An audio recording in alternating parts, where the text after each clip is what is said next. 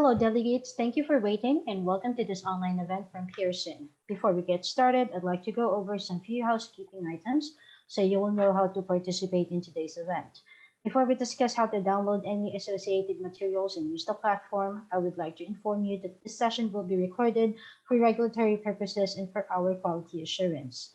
You will have the opportunity to submit text questions to today's presenter anytime by typing your questions into the chat box, which is located at the bottom right side of your screen. You may also interact with the presenters on the same chat box. The chat box is for sharing ideas with the whole group, and anything you type into this window can immediately be seen by other delegates in the room. To enter a question or a comment, type into the bottom section of the chat window and hit enter on your keyboard. You may also use the same chat box for assistance in case you encounter any technical issues in viewing or listening to the webinar content. At this time, everyone is joined on mute, but will have the control to unmute themselves, so please stay on mute if you don't need to speak. To queue for questions, click on Raise Hand at the menu bar at the bottom. If you don't see this, click on the icon labeled Participants and select Raise Hand. Otherwise, try holding Alt and letter Y on your keyboard. All right, that's all I need to go through for now. Our presenter for today is David Pouch, and it's with great pleasure that I hand you over to him now. Thank you. Please go ahead.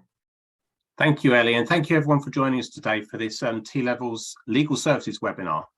It's the latest version of T-Levels that we've been running through, and today we want to give you an idea of where we are with the development. It'll be more about the core, and I'll explain the core and your spec for people who haven't come across this before, and kind of give you an idea of the assessments and how this is going to work, okay?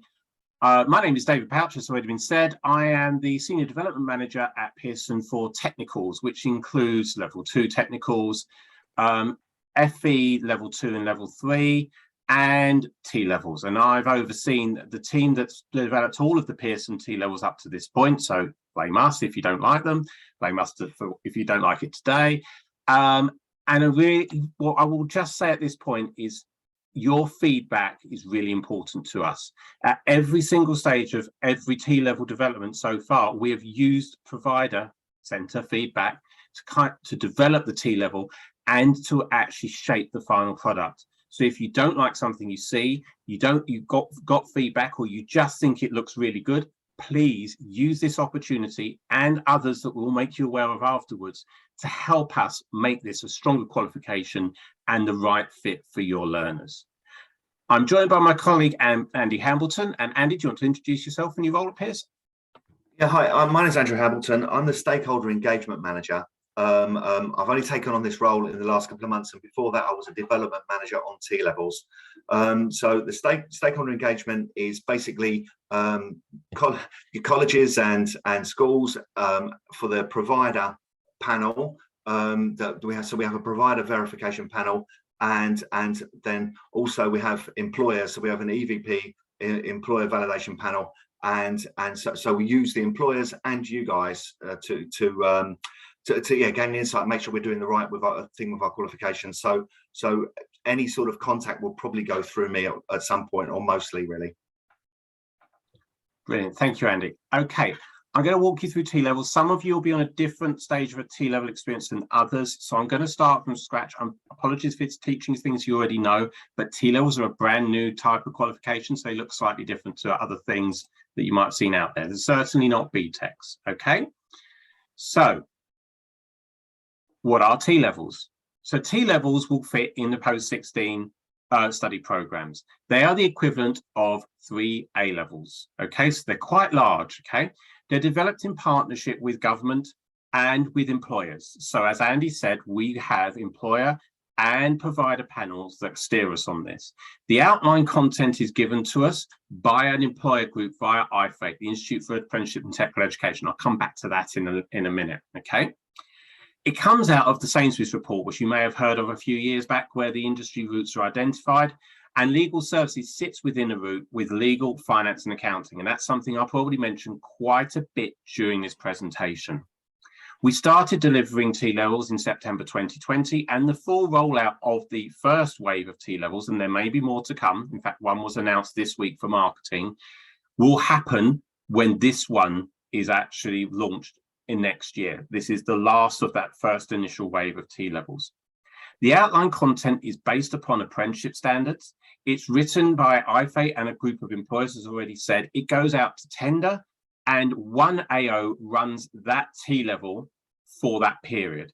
And when I say that T-level, what I mean by that is the technical qualification within the T-level. And I'll go back to that in a minute, okay? For the T-level itself, there are several different pieces that fit within there. There's a 315-day work placement, the technical qualification, and there may be other elements within that. What has changed since T-levels were first launched was a requirement to have English and Maths GCSE. That no longer is there, so you don't have to have that to actually complete. However, if you do not pass the T-level technical qualification and you do not get the 315-hour work placement, then you can't get the T-level certificate. T-level certificates are not issued by Pearson, they're issued by the SFA, because in effect, this qualification is on license to us and they run the qualification. So we take that outline content and we turn it into a specification, which we can give you early access to the draft of, and we'll talk about that in a minute, and the assessments. We go through a 6 to 12 months development cycle, and we are midway through that at this point, and this is a bit of an accelerated one. We're doing it in about 10 months. And at various points, we submit to IFE, we submit to Ofqual, and we get feedback from them. And we're actually in a cycle where we're waiting for feedback and we're still getting feedback. And I can explain what that means in a little bit. Okay. So as I've said, in 2020, we started the rollout of T-levels, construction and digital ones that we produced, and education childcare by MCFE. And since then, on a year-by-year rollout, the T-levels have actually come into being. This summer sees legal finance and accounting, the financial and accounting versions of those, business administration, and engineering manufacture for its first teach. This qualification sits within legal finance and accounting, and the core element, the knowledge element, is predominantly about 80% shared across legal finance and accounting. So what you're going to see today might look a bit more businessy than you'd expect out of a legal services qualification. It certainly isn't A-level law. It looks slightly different to that. That is out of design, and we'll go through a little bit about what that means when we go through the content areas, and you might see some of the questions as we go through. Okay. So T-level, as I already said, is made up of 3 components. The technical qualification is what Pearson is responsible for. We have nothing to do with the 315-hour work industry placement, and there are no other industry qualifications for this particular T-level. A T-level can be various different sizes, and each T-level is a different size and shape. This one we're looking at today is at the moment 1200 GLH, split equally between knowledge in the core and skills in the occupational specialism. As we go through, that may change, it may go up and down. That is part of our development, and we will do things during the development to try and test out the exact size of it. It is the equivalent of 3 A-levels, and it comes with 3 A-levels worth of UCAS points. So students will need to achieve all the components within their T-level certificate to get to their T-level to get their certificate from the SFA. They are issued on the same day as A-level results. And as I said, it's already regulated by Ofqual. You can see the ones that we actually deliver on the screen there. T-levels are very different to any other qual in the fact that they've got a split grading. So in a T-level, the occupational specialism, the skills element of a T-level, is graded pass, merit, distinction. And you've got to think of it slightly differently from an A-level or a level 3 BTEC National or OCR level 3, in the fact that a pass for the occupational specialism doesn't align with a grade E. It really is more like a grade C.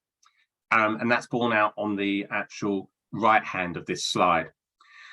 The core, the knowledge element, is A star to E. The final grade for this particular T-level, and different size of T-levels can have slightly different versions of this particular grading calculation, is a simple lookup where you look up on the left the grade for the core, A star to E, and on the top, the occupational specialism grade, distinction, merit, pass. So should a student get a B in the core and a merit in the occupational specialism, it will match up and equal a merit.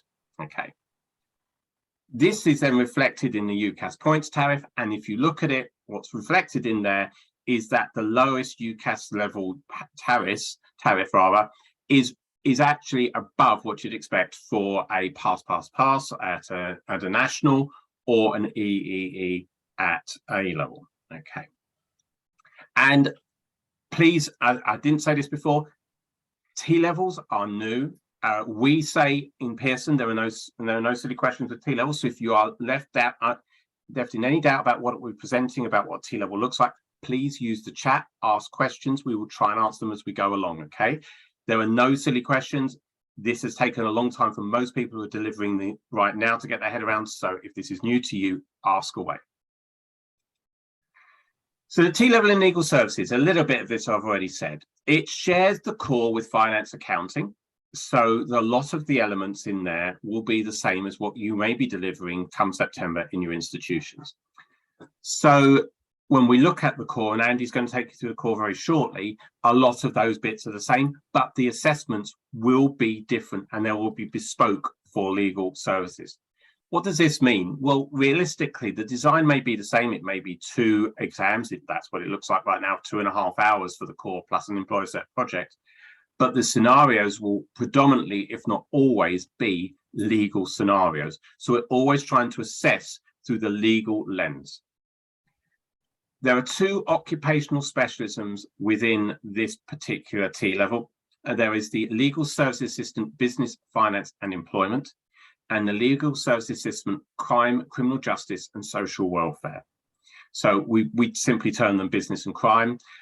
This will be taught from 2023, and there is a qual description on a website which we can give a link to. Andy, you've got that link, haven't you? So we can put it in a chat or follow up with an email afterwards.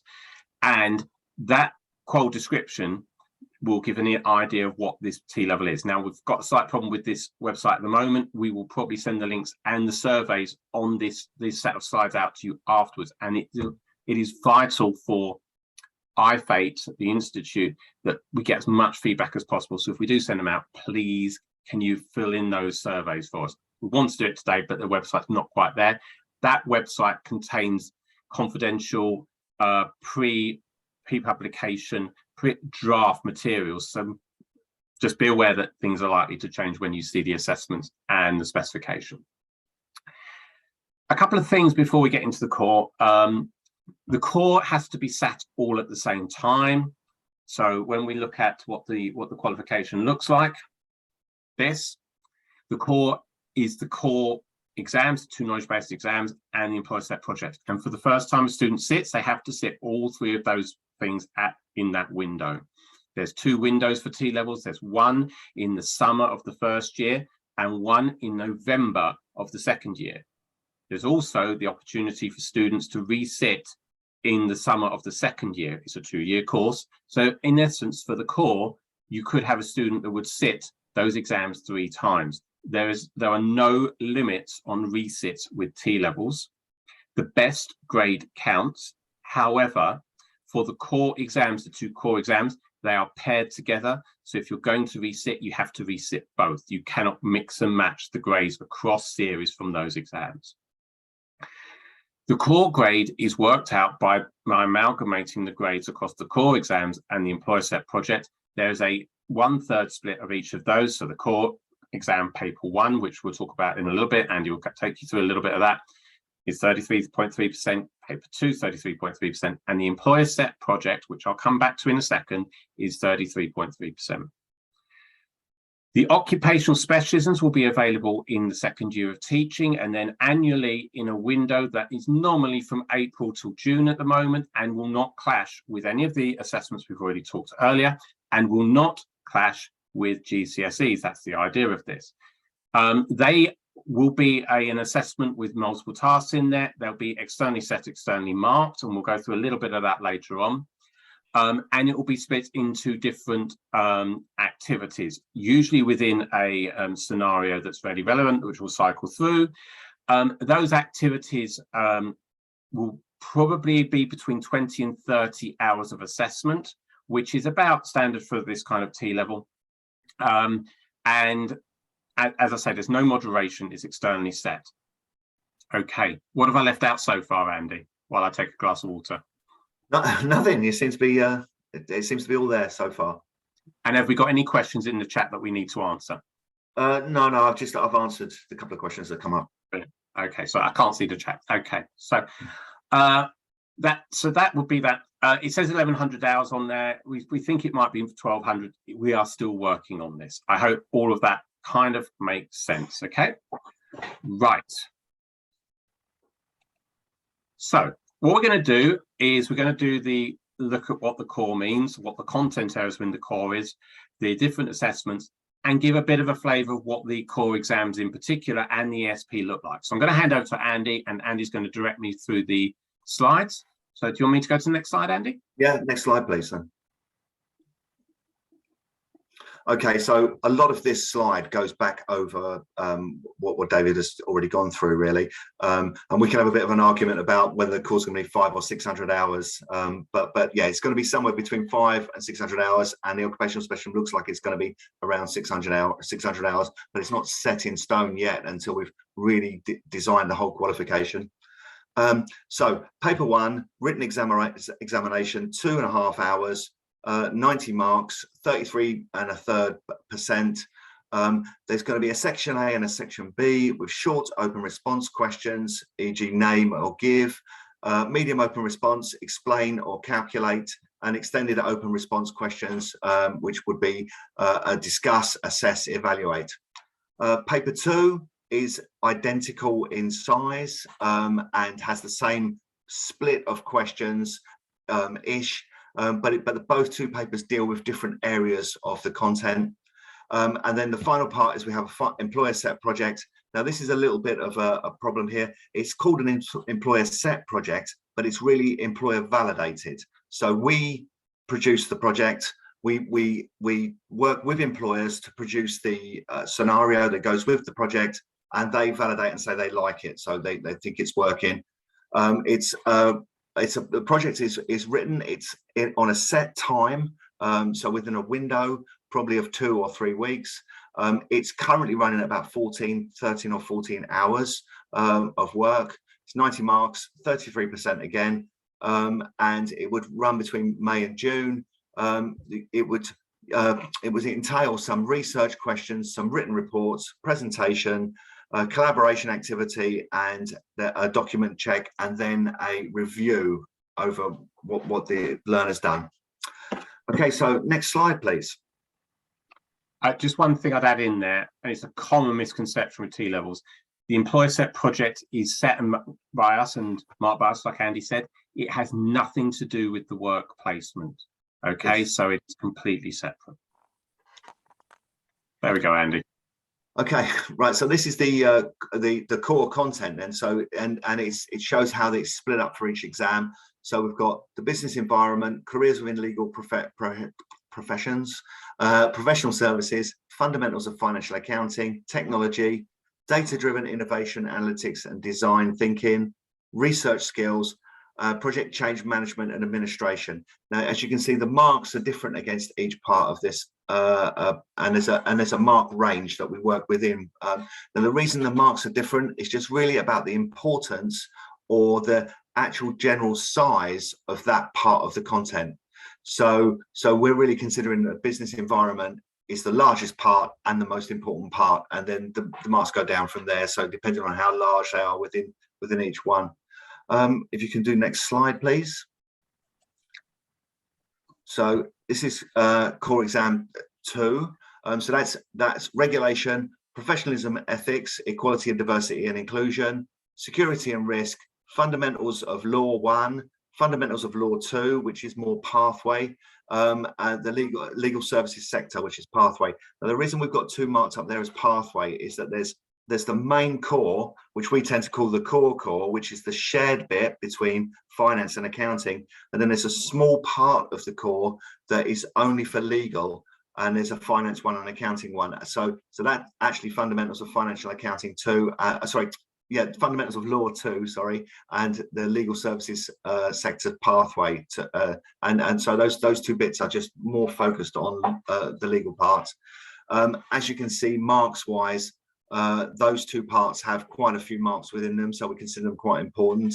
And we tried to put the pieces of the different parts of the content together so that it equaled. The 2 exams were the same size. We didn't want to have big exam, a little exam, and also just the bits that seem to fit together better really within the examinations.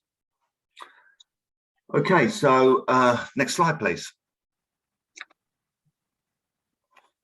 Okay, so we have different AOs really for the examinations. So you've got AO 1, 2, and 3.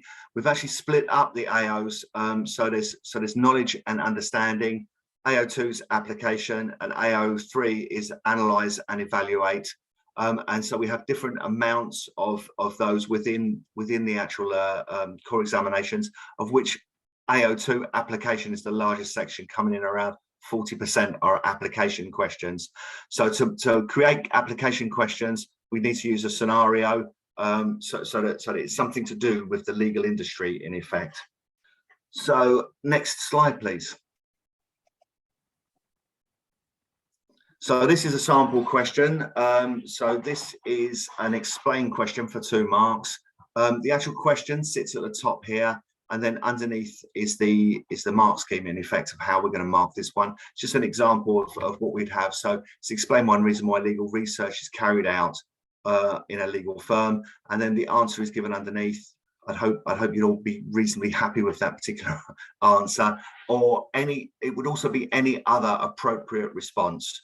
And 1 mark is given for a statement about it, and then another mark is given for a leading on from that statement or more of an explanation. It's pretty standard sort of question asking from us in that respect.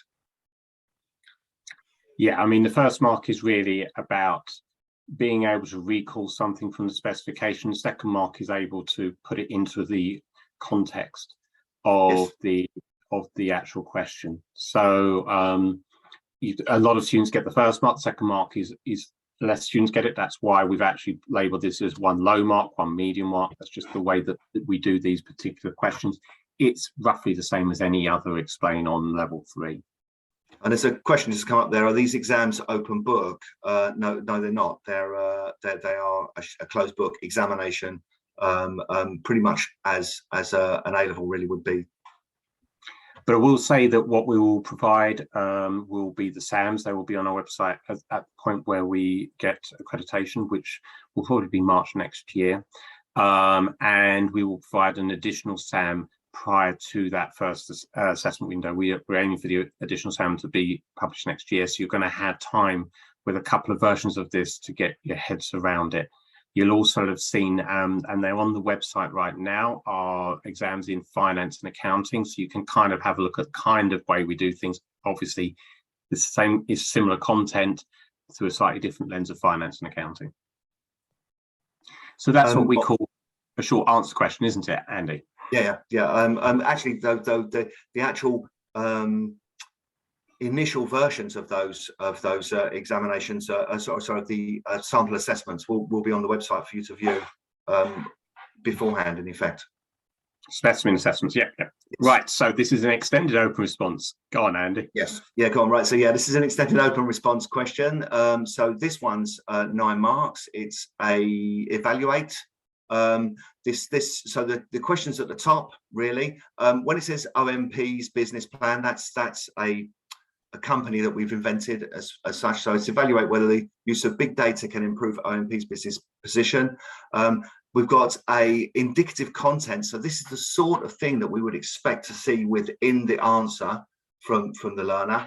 And I don't know if you go on to the next slide, then it's got the marking grid.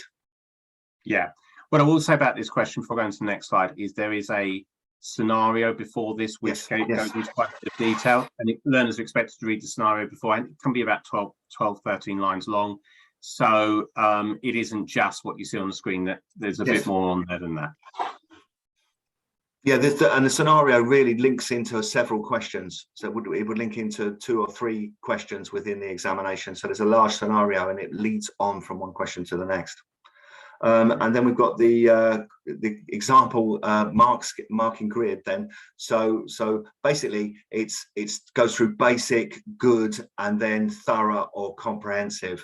Now the actual marking grid would be reused in the same sort of question next year. So it's an open sort of grid. It doesn't really drill down, and we use the indicative content to drill down into the particular to the particular question itself. So this is used to gauge the level of the learner, and the indicative content is used to gauge how the learner would answer the question. Okay. And yes, 9 marks. So there's 3 bands within that really, and it gives you the AO responses here. So we've got AO3, AO2, AO3, where we feel that it's particularly drilling in. So this probably has more AO3 in it than AO2, but the AO2 part of the question comes from the way that the student would answer. So they would be referring back to the scenario. Anything else to add there, David? No, I think there's a couple of things. First of all, that just to try and tick off the rest of the exams, the marks will be between 1 and 9 marks. I don't believe there's any 12-mark questions in this particular exam. They get more involved with the scenario as the paper progresses. It's split into 2, that A and B that Andy's talked about earlier. We got a question in the chat there, Andy. The question refers to the word evaluate, which refers to AO3B, but the mark scheme mentions other assessment objectives. Might this be confusing? When it comes to extended open response, it can actually go across the AOs.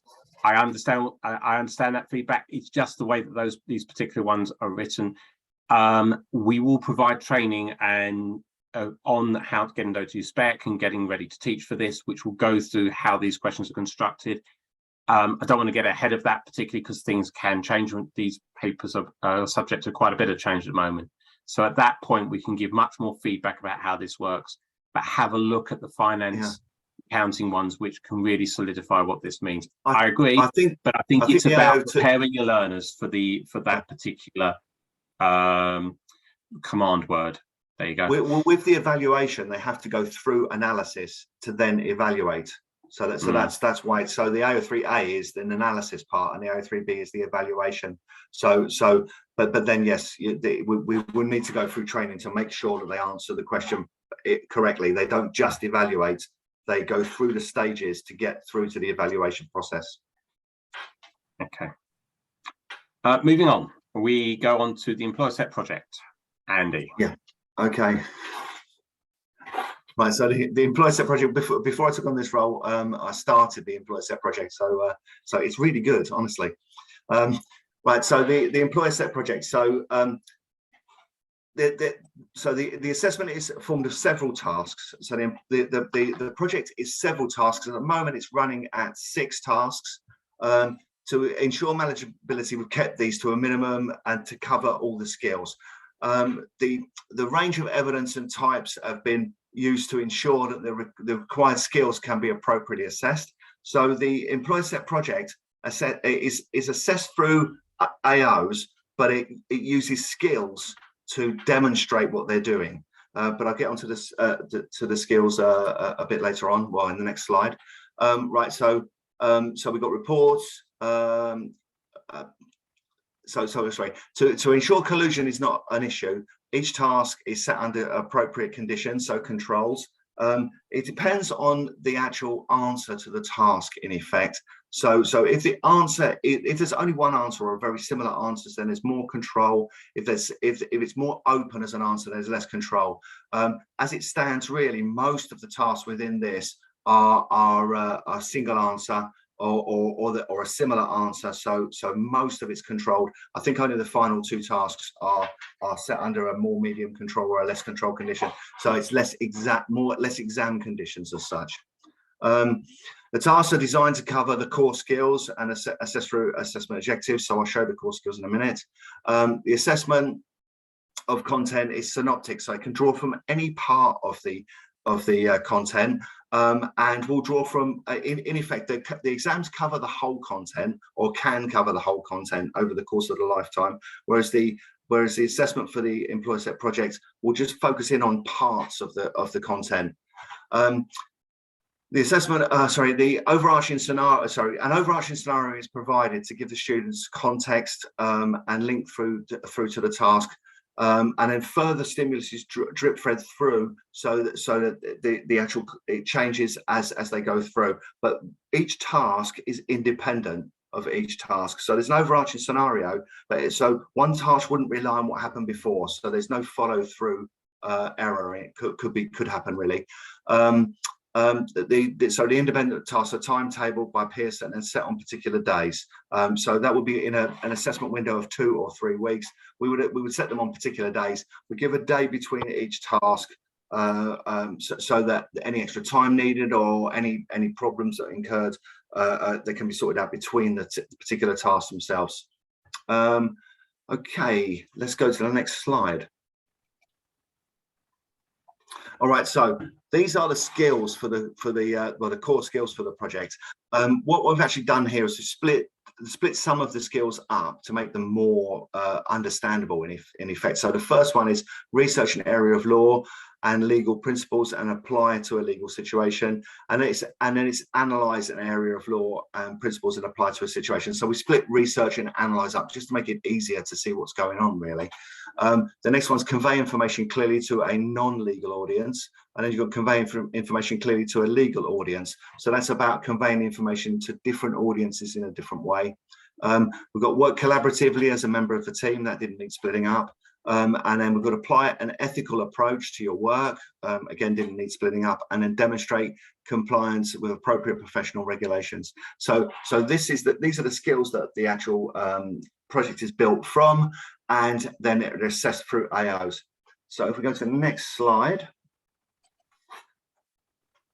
and I'll just give an overview really of the different tasks here, and actually just to say that this is actually as you see it, sort of as we've designed it at the moment.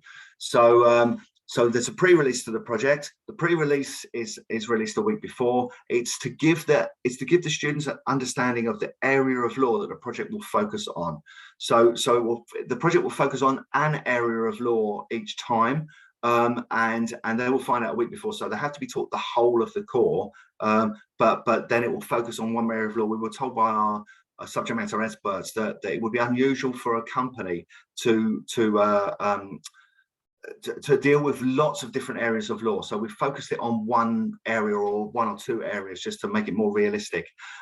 There's an overarching scenario that goes with this, and in the SAM at the moment, the overarching scenario is that the learner is a trainee in a company. They're coming towards the end of their training period, and they're going to work in different parts, or working with different parts, or putting together a portfolio of evidence to act at their sort of final interview.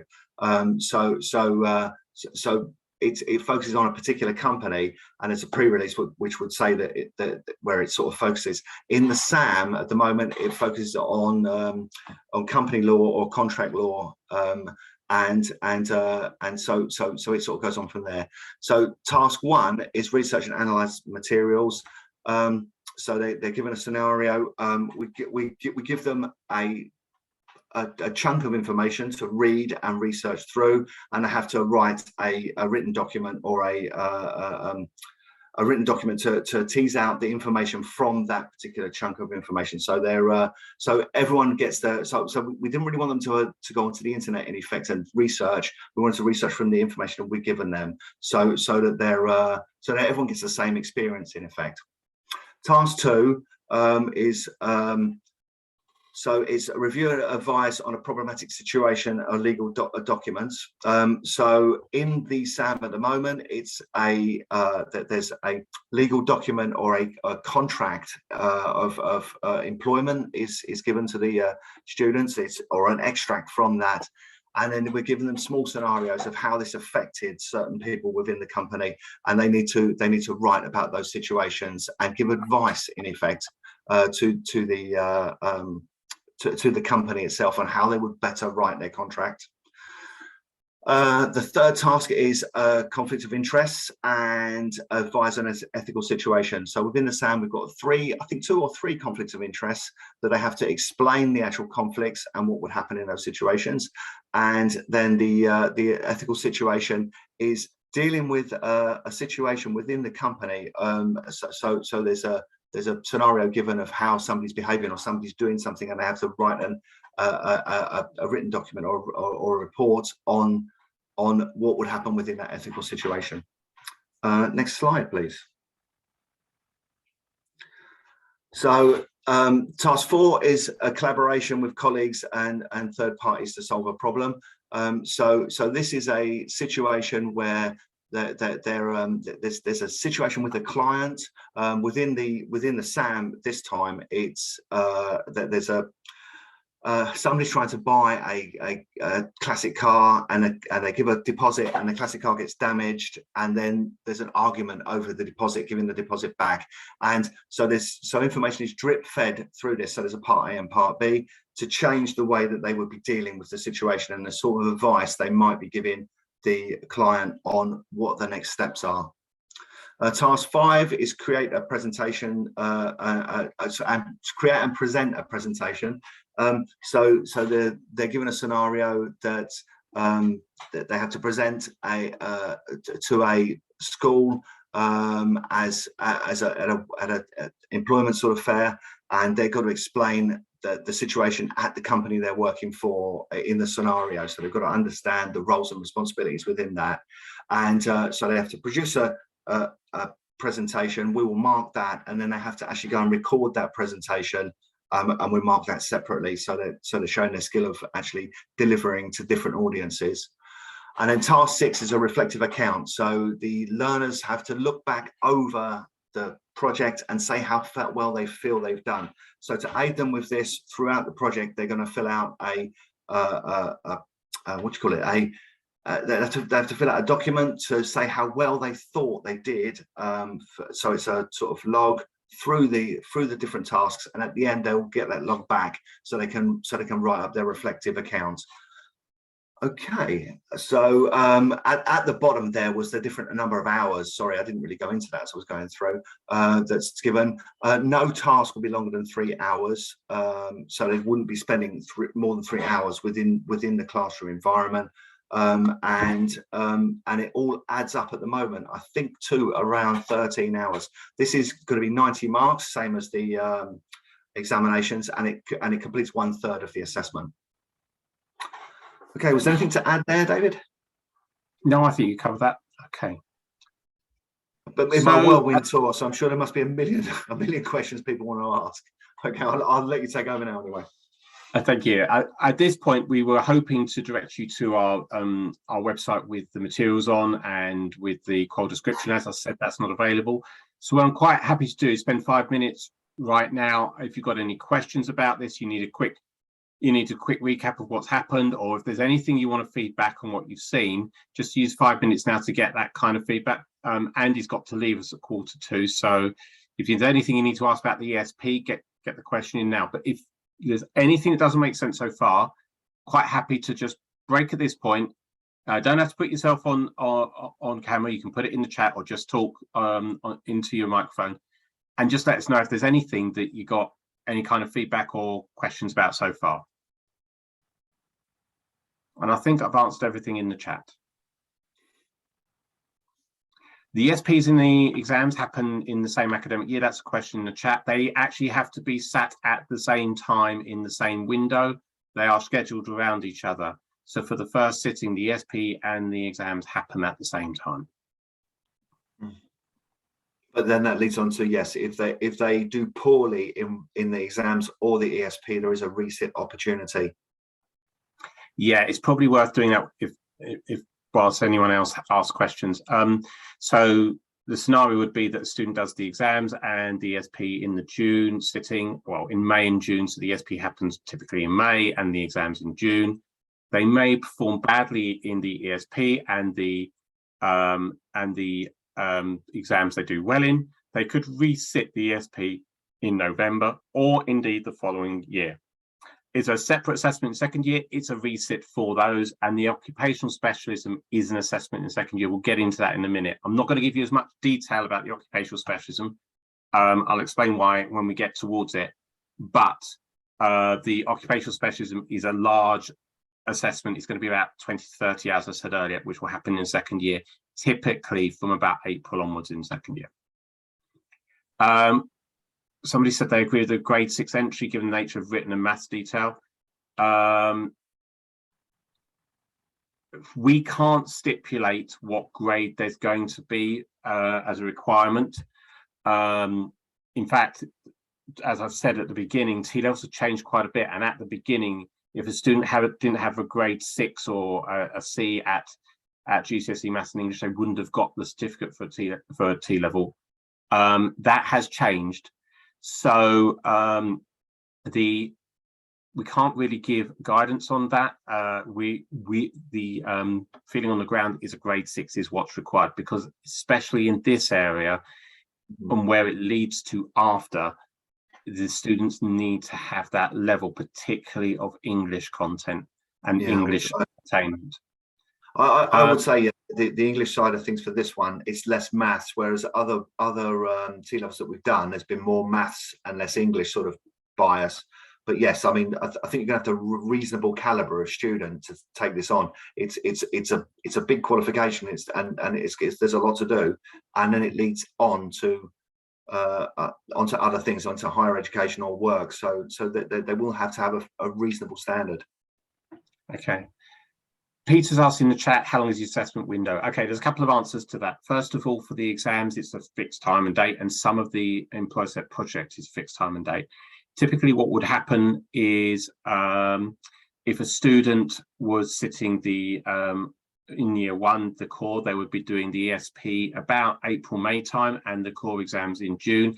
There may be some windowing within there, or it might be set at a fixed time and date, and we're still working on that. The reason why it might be a fixed time and date, particularly in law, is because there's the opportunity for collusions. With regards to the Oc Spec, it depends again. Typically, as I've said, that would happen within April and May. It may actually go into March, depending on the size of the Oc Spec.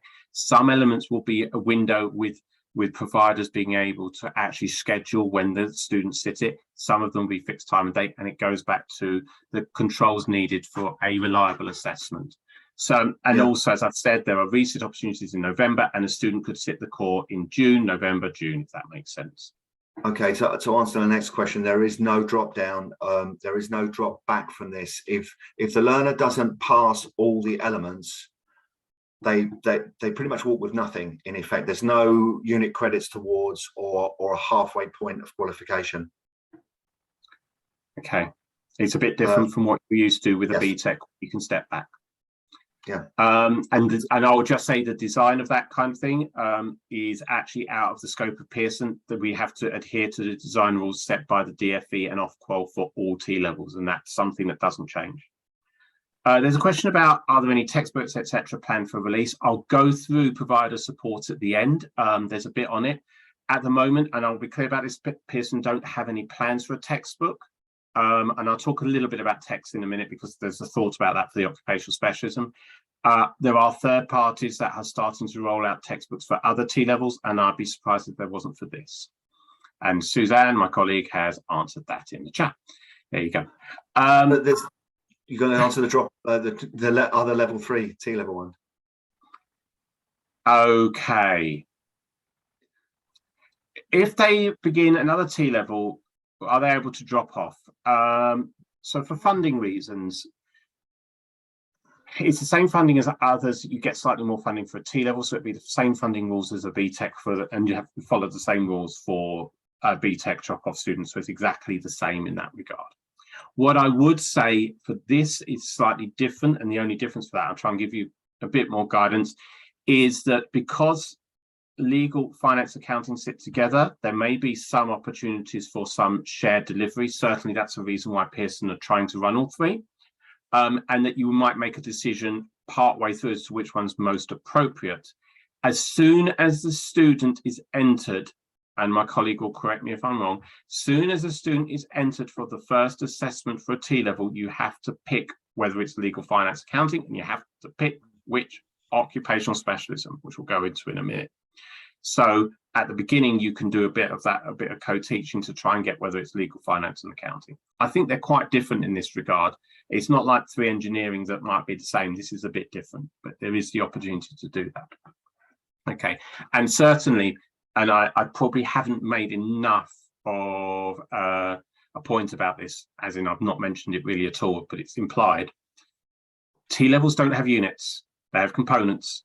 So the idea of an old BTEC national where you give a teacher 60 guided hours and set them on their way and they can teach by themselves doesn't exist within T-levels. And particularly when there's a lot of business in here and a lot of legal and a bit of finance and a bit of accounting in the core, you're going to need a different method of arranging your teaching so that everyone can work together. And it really does play into what I was just saying, the co-teachability of it, and it kind of gives you some kind of curriculum structure. I'm going to have to drop off now, David. So okay, thank you, Andy. Yeah, thank you for everyone. I'm sure David will give my email address to everyone, so you can get in contact with me if you want to become part of our PVP. Yeah, we'll come back to that. There's a final slide on it, and I've been reminded that we've got to do it. All right. Right. Thanks very much. Yeah. So you could, yes, you could do that. You could try and split them up. Realistically, I think students are going to come on for legal, finance, accounting. We are going to try, and one of the worries we've got about this particular one of my personal concerns is you're not seeing the qualification until quite late in the day, unlike finance accounting, which were out there a year before. So what I would say is we'll try and give as much input as to what the qualification looks like so you can get the learners recruited with integrity. That's one of my key drivers. And that's why Andy will follow up with the website, which is not publicly available, with the specification and the examples of the core exams on, and the qual description, so you can see the kind of thing we're talking about. Right now, I'm talking about, I can't share a spec like this because it's too big, but when you have access to that website through that email, you'll be able to see it and see what that means and recruit with integrity. Okay. I think the questions have stopped, but I'm going to keep an eye on that. Nafri, is my concern is the recruitment, because this will not be, and I'll be clear, we submit to Ofqual for final approval milestone, which is what we call it, in November. We'll get a decision in January, and we will publish on the website as soon as we're able to afterwards the spec. But we know that we know that way before that you'll be doing prospectuses, probably at the end of this academic year if you've not already done them. We know that you'll start your recruitment and have your first recruitment fairs in the autumn. We know where you are. I've been where you are. I've worked in the centre, so I know exactly the pain points you're talking about. And my personal mission on this, and I know everyone around me knows that I feel this way, is we need to get you information as quickly as possible. And we are trying to impress upon Ofqual and IFA, you need to know what this looks like way before when we submit in November. So just to make you aware, I've not only recognised it, I'm trying to push on this quite a bit. Okay. I'm going to go on to the occupational specialism. It's slightly different, and apologies in advance, and I'll explain why in a second. There isn't as much detail on the occupational specialism as the ESP, but I'll be able to give you a bit of a feeling of what it looks like. Okay. So, as we've said already, there are 2 occupational specialisms within this T-level. Now, occupational specialisms are a skills-based assessment. They happen in year 2. I'm not allowed to call things year 1 and year 2, but realistically, your curriculum plan will be core year 1 and occupational specialism year 2. Ideally, you do a bit of occupational specialism in year 1 because the learners want to come on and do legal, not business. So as much legal content to keep the learners retained is really useful. The occupational specialisms have performance outcomes, not assessment objectives. And there are 3 performance outcomes for both occupational specialisms. And they're on the screen now. And what I would say is, and I haven't said it so far, the occupational specialism in particular, but the content is based upon the paralegal apprenticeship standard.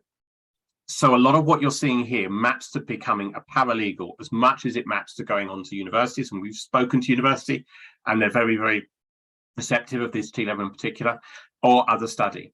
And we're working with Silex alongside this. And we're hoping to get some news about RPL and stuff like that with Silex, so that students can go on to Silex qualifications after that. Certainly outside the objective, they're a partner on this. We're working with them to achieve that. So performance outcomes. So the performance outcomes are three things which we assess during the occupational specialism. They have got underpinning knowledge, but the skills are what we assess. So the first performance outcome is all about assisting with the inception, progression, and completion of legal services in and then the occupational specialism, so in business or in crime, for a simple way of putting it. The second one is about research, so carrying out the legal and factual research and present findings both orally and in writing, and that will be in the business or the crime. You don't do both occupational specialisms, you only do one. They're too big to do both. And then the final one, which is a key bit for this particular paralegal part of this, is to draft documents and standard legal communications for review by a supervisor. So that's talking about not just form filling, but also a lot more than that. So writing letters, drafting the actual documents for clients. The legal services part of this really leans upon this. Okay, so the first occupational specialism, and they look kind of similar because we've made them look a bit similar. We're trying to make it, as simple as possible for everyone. Is legal services assistant, business, finance, and employment. Within that occupational specialism, there are these areas of content. So there's civil law and of obligation, civil law and law of obligation, civil process, dispute resolution, employment law, business, finance law, insolvency law, research and citing legislation law, presenting information, drafting documents. And as you can see, most of this content is within that first performance outcome. The last part's the presenting information research, performance outcome 2, and the drafting documents and legal forms, performance outcome 3. When it comes to the assessment, I'm not able to show you the assessment yet because we're still working on it. The reason being is we don't actually submit the occupational specialism projects until next month, so after Qualification, so they're still currently being worked upon. They're in a very, very, very draft form. But what I would say is it will be task-based. I think there's 4 tasks at the moment within that, which takes a learner through the process of a scenario in a certain part of law, and then having to advise to research, present advice, but not necessarily advise, and then to do the drafting of the documents for the next step. Just like the employer step project, there is a natural breakpoint between each of the tasks. Just like the employer step project, there is no requirement for the previous task to be performed at any level. Each task is set differently. Just like the employer step project and some of the exam questions, it'll be level-based mark schemes. And what it will kind of mimic what a student will do on day one or the first few months of a paralegal role in a law firm. Okay. The second occupational specialism is legal services assistant, crime, criminal justice, and social welfare. And yes, if you do each of these, in answer to the question in the chat, you will be expected to learn all of these areas of law. The assessment, we're working on whether it will sample certain parts and bits like that. It is a large assessment, and when you get access to specification, you'll see the content areas within it and what that means at the moment. But again, that is at a very early stage of development. And I'll come back to the OSs in a little bit as well. I'll just give you something else. So the crime, criminal justice, and social welfare occupational specialism has crime, criminal justice, police powers, criminal justice, pre-trial and trial matters, criminal justice, post-trial, welfare in terms of housing, welfare debt, welfare generic, and then the 3 areas at the bottom: research and citing legislation law, presentation of information, and drafting documents, which are the same as the previous OCSPEC. And again, they match in the same way as the previous occupational specialism. So the core provides a taster. It provides part of an introduction to legal services, and I'm going to come back to legal services in a second. And then students will then be able to select which occupational specialism appeals to them more and take it from there. There are 2 things I need to say at this point about the particular occupational specialisms. The first of which is these are legal services occupational specialisms. This isn't law. So a lot of this is about process, and much more than the law. It isn't an A-level law. It's going to be looking at process as well, and implementation of law as much as the legal aspects within it. The second thing which we have raised, and any feedback you give us on this point is just music to everybody's ears at the moment, is we don't feel that there is enough here in these 2 occupational specialisms yet. So we are proposing, and I can't promise, but this is the plan, that the 3rd occupational specialism will be added at a later date. I'll get myself in trouble for saying that.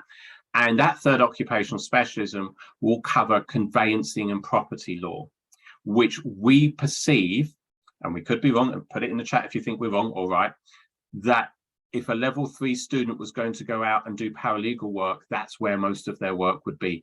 And it would cover conveyancing, property law, and family law. The outline content is there for us to adapt. We have a tentative agreement from the Institute that we will do that. It will not be there for day 1 teaching, but I think if we're talking about apprenticeship standards and we're talking about actual progression of learners, that is where the majority of learners will progress to, and we feel that that's a really important thing we need to add into this qualification. And yes, I see in the chat there's some agreement with that, and agree the placement, that'd be the easiest place to get the placement. Absolutely. And I just agree with all the things in chat. We have presented to the Institute. I think we're pushing against an open door. We are not going to have an answer for this before March next year, but after March, I think it's likely that we'll start developing this and working with yourselves and others to do that, because I think it's an absolute essential out of this qualification. And I'm happy that anyone disagrees with me, but that's how we feel at Pearson at the moment. Okay. Yeah, probate would be included within that, Hannah. Absolutely. It would be there. Probate, there is a section in the outline content for that 3rd occupational specialism, which has probate. So I hope that helps with that. Yeah.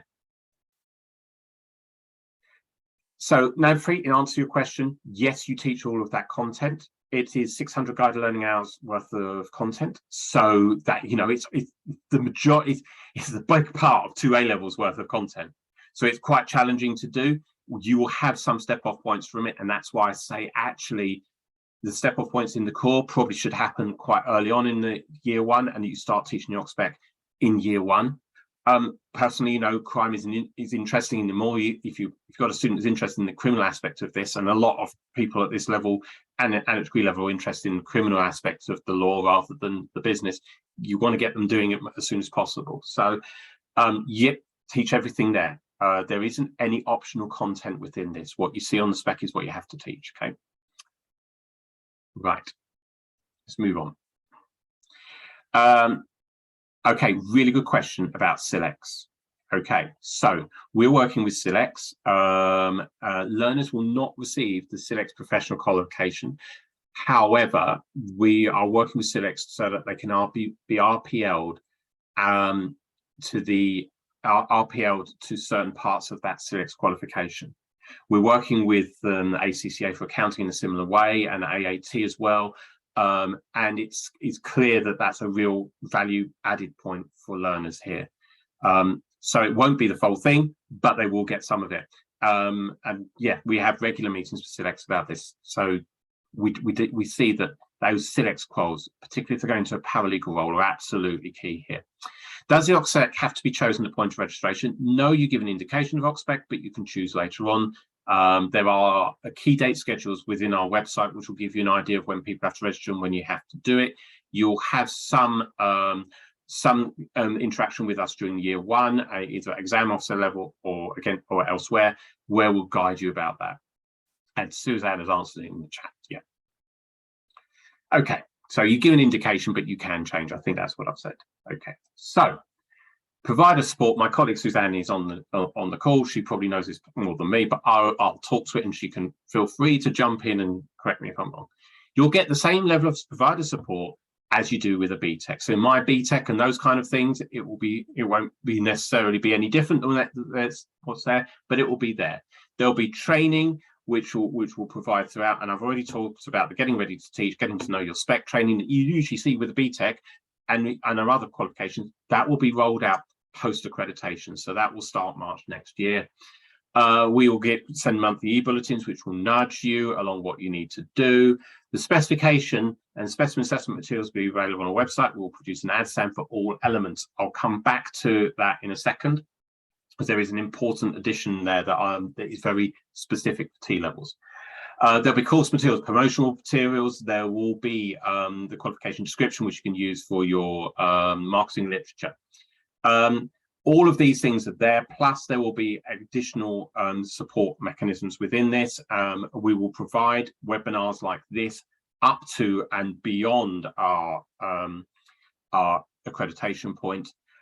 We will have termly update calls in the first year where we reach out and speak to you individually at your centre. Okay. The e-bulletin, as Suzanne said, and I'll come back to that in a minute, is something you need to register for, but we can get that done. So everything's on there. The one thing which I haven't mentioned with T-levels, which is a little bit different, is that for the occupational specialisms, you're going to have something called a GSEM. Now, you've got to think about that like sample mark student work, if you're used to that.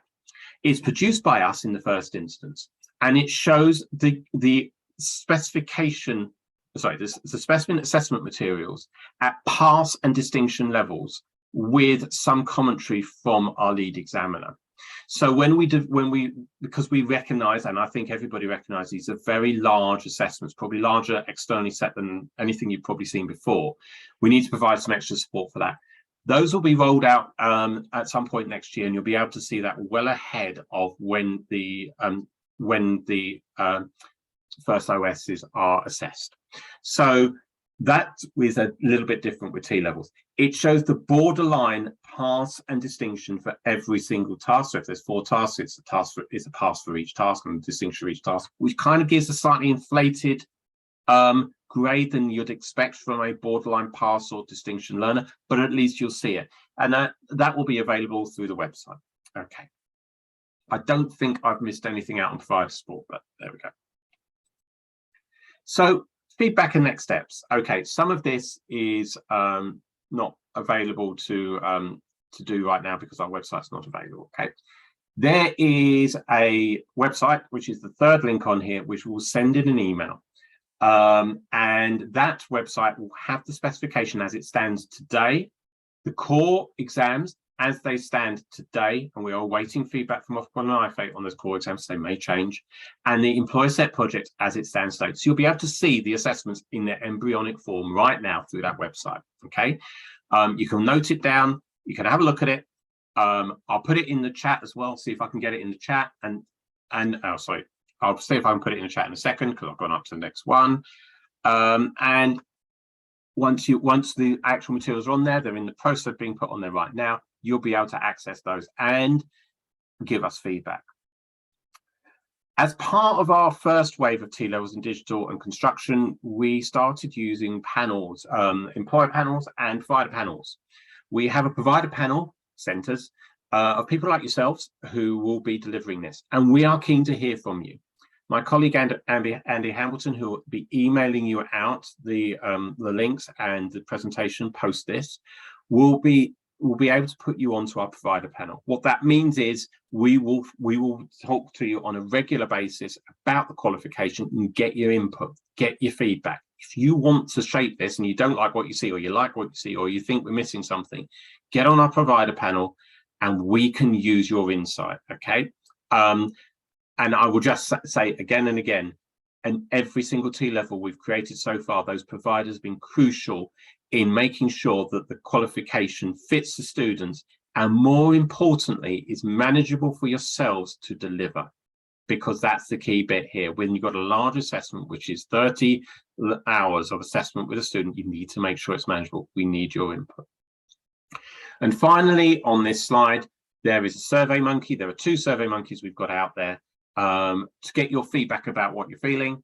At any point, you can contact us, tell us what you think. You know, we are eager to hear about this, and we're eager to use your opinions to influence and shape what the qualification looks like. Okay.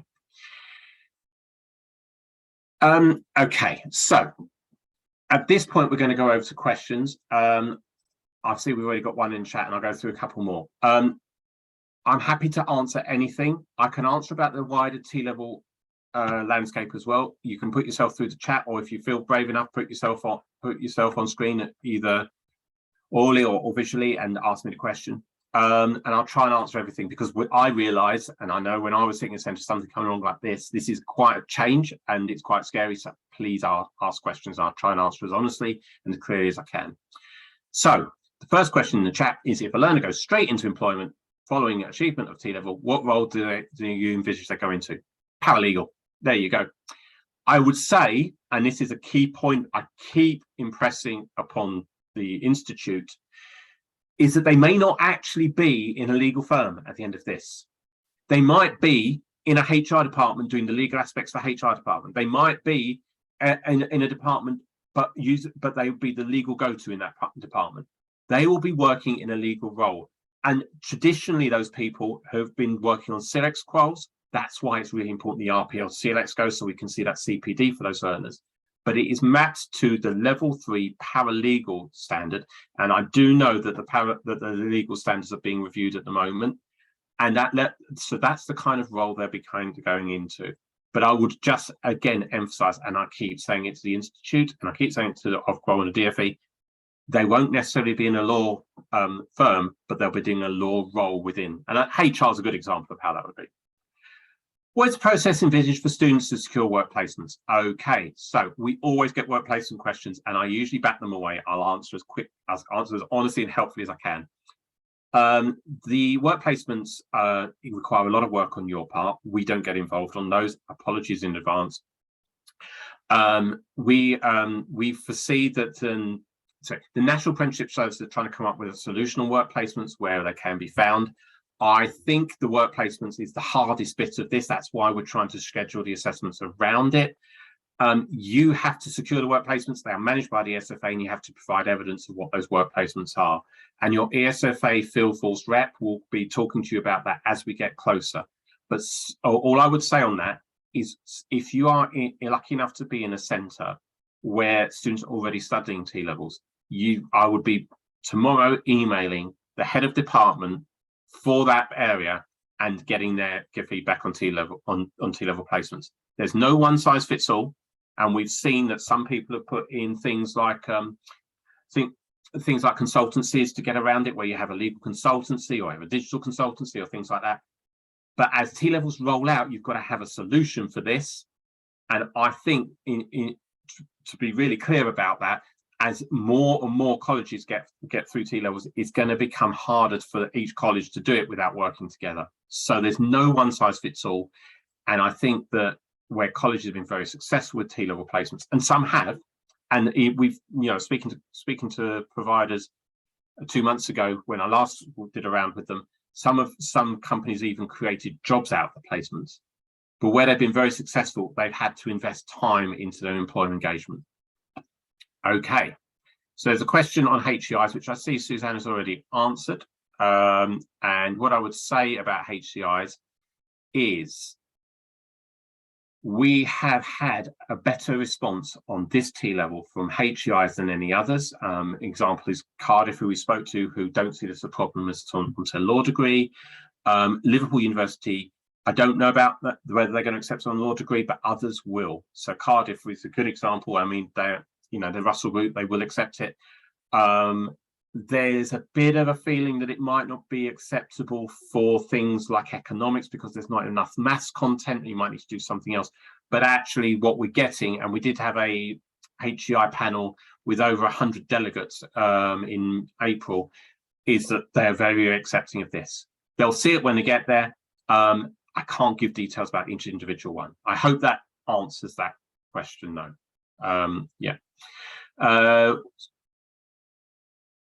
Okay, Hayley's, your comment about T-level learners and employers, I will just say, I think employers, and I was on a call recently with the employers in the DFE, are challenging DFE to make this easier to have people on their placements.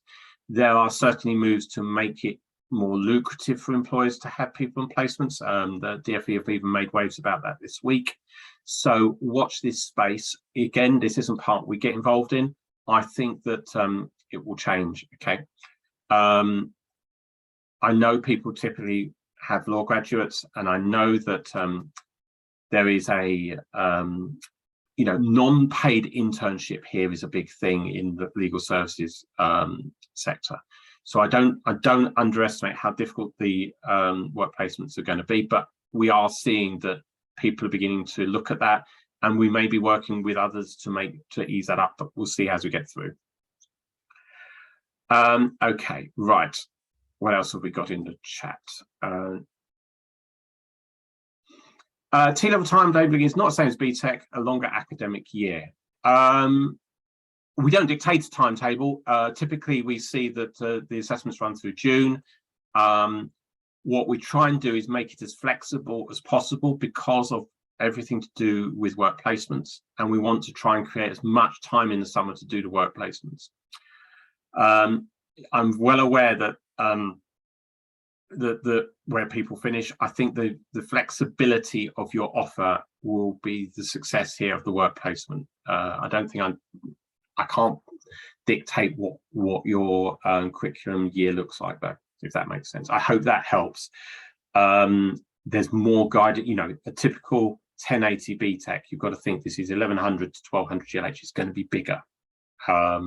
So I would expect that you might need a bit more hours in class.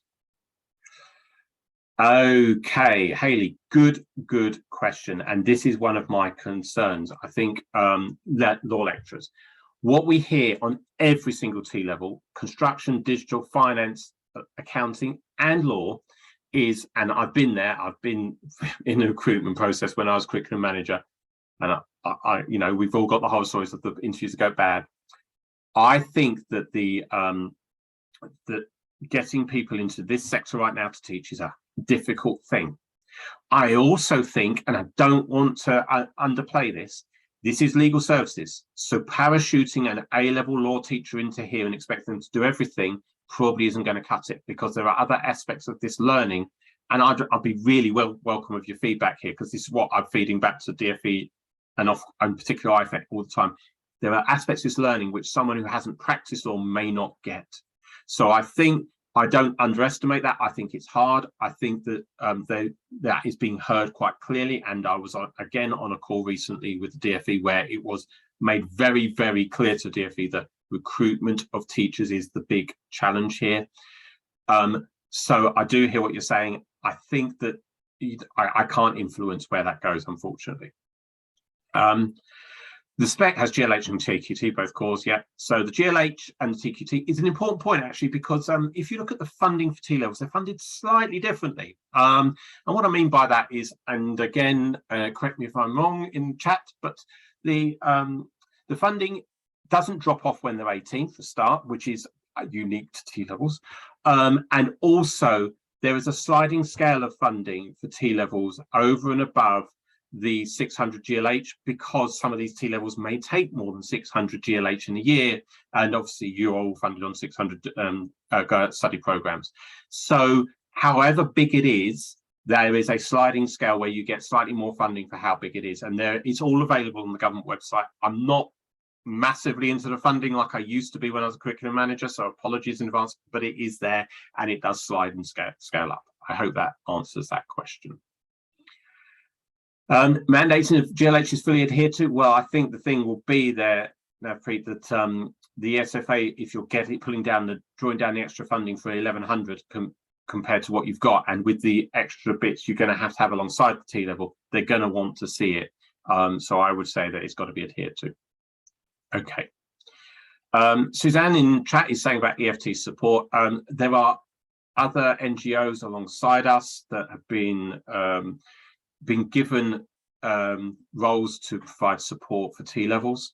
EFTs is one of those, and I would have a look, just Google it. EFT and Gatsby get across this quite a lot, and working together, they have developed a program for you to help you with your T-level journey. I hate using the journey word, but that's what this is.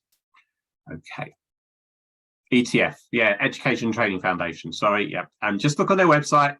Okay, Have I missed anything else out, Suzanne? Because you're keeping me honest again. No, there you go. Okay. Right. All I would say is this isn't the end. This is the start of the journey for everybody on the call. I'm available. Andy's available to answer questions anytime. Just get in touch, and that's really keen to do that. And Andy will email you tomorrow with all of the links that we're talking about. There are 2 surveys within there. The qualification description, we are being asked to get your feedback on to make sure that it does the Ronseal test. I don't want to call it that, but the Ronseal test. Does the qualification do what it says on the tin? Does it match the spec? So if you can just answer that question for us, it really helps with us getting this out on time. If you, I love that question, Haley. That is my favorite question so far. If you had to market this an FE College Open Day, how would you sell it? Okay, this is really, I'm going to play slightly by the rules here. T-levels are technical education. They're not vocational education. And there is a massive difference within that. Vocational education, BTECs have been seen as they were, and I've taught BTECs for many years with a lot of coursework. And this isn't that.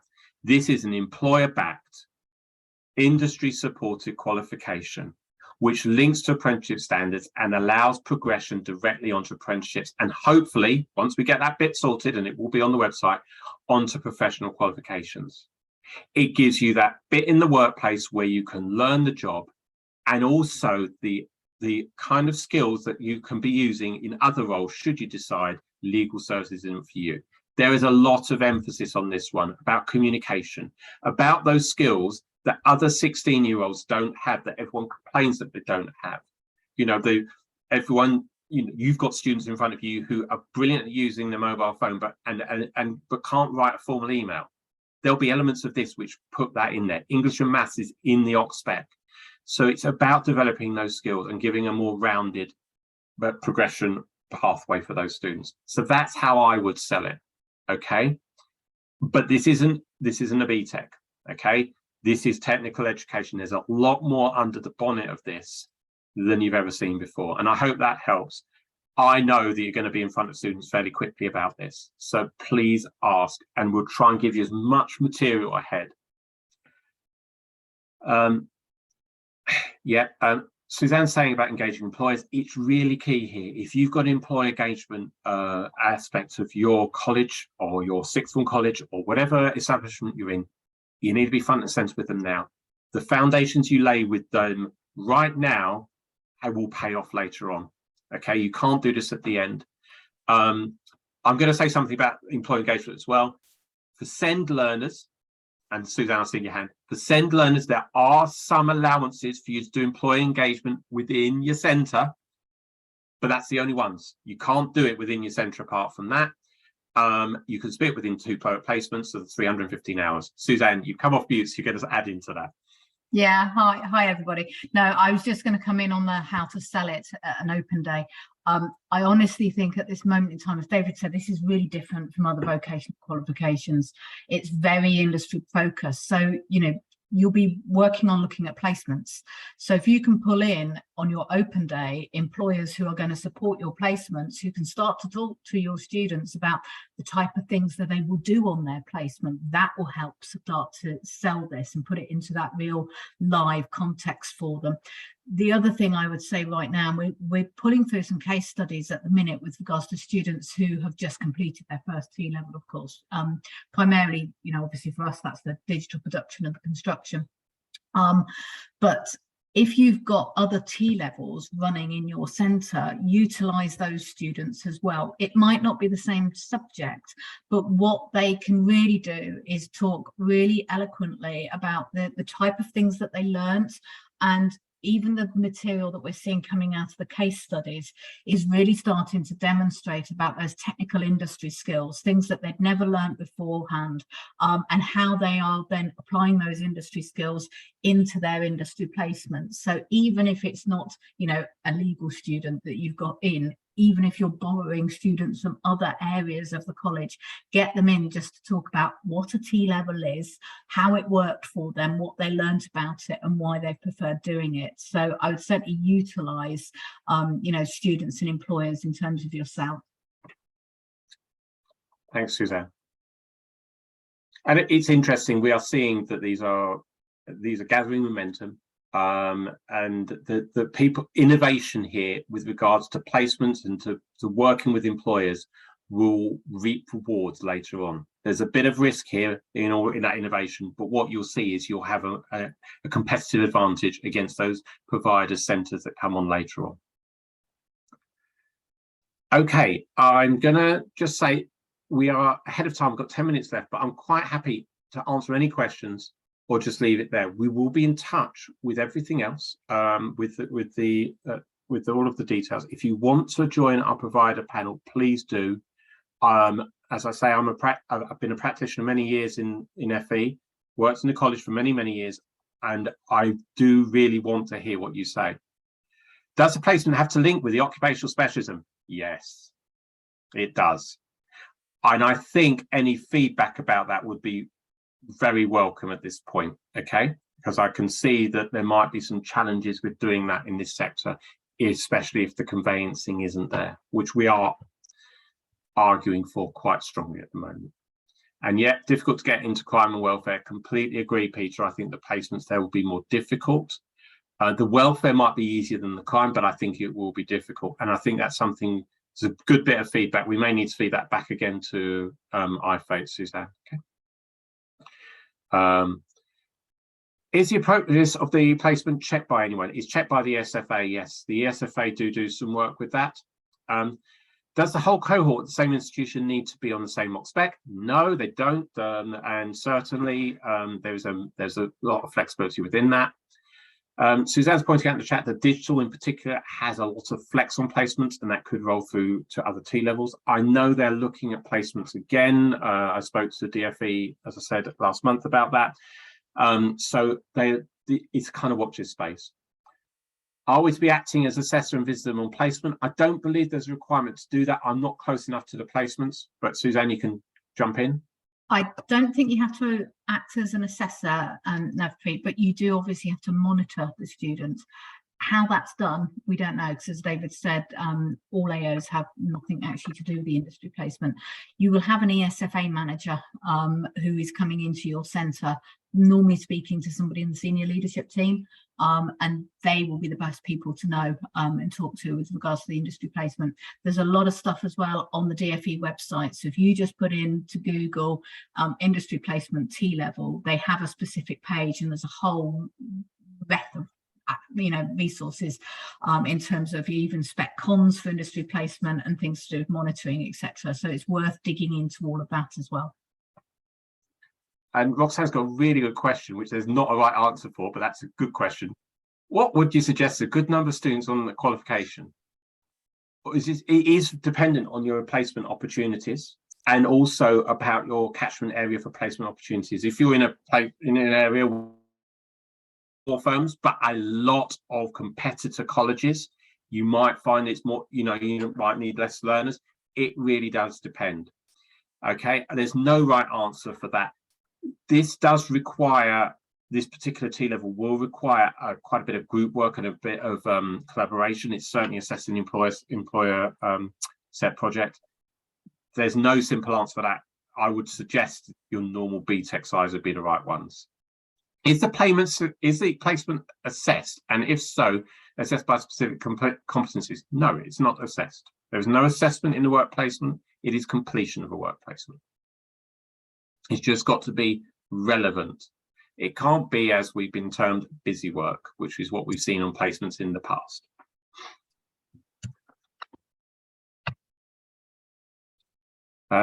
Thank you, Suzanne. You put in there about the delivery guidance for placements. That's brilliant.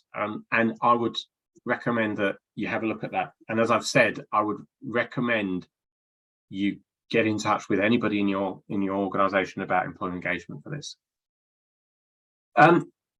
No, the employment placements don't have to be secured before students enrol. They can be done during it.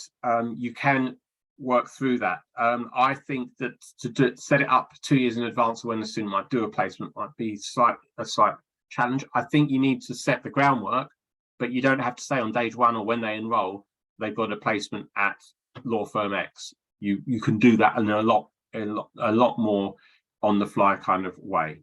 And it might be one of the flexibilities that the DfE has brought in about work placements is you can split the 315 hours up into 2 different work placements. So it allows that flexibility that the first work placement doesn't work out, etc., etc. So I think, you know, there are things within there that you can really work with, but no, you don't have to set it up at the beginning.